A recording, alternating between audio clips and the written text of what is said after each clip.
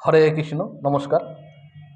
আমি আজকে আলোচনা করব আপনার জীবনে যত বড় শত্রু হোক না কেন, শত্রু আপনার কাছে আসবে, কাছে এসে মাথা নিচু করে কথা বলবে এবং অন্যায় স্বীকার করবে।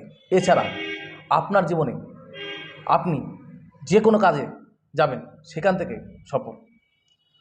তো হাতের এই স্থানটিকে রাহুর স্থান বলে ধরা হয়।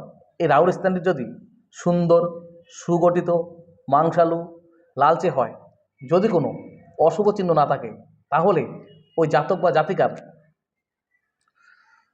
জীবনে যে কোনো কাজে সফল।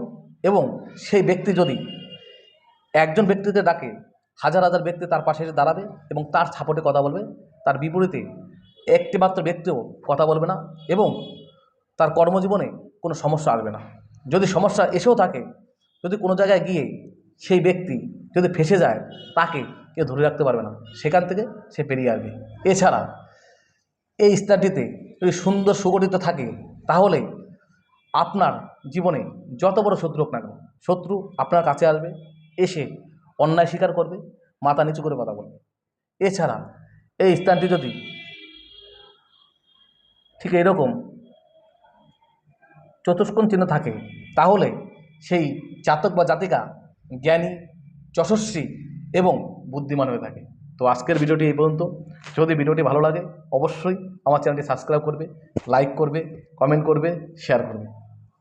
নমস্কার।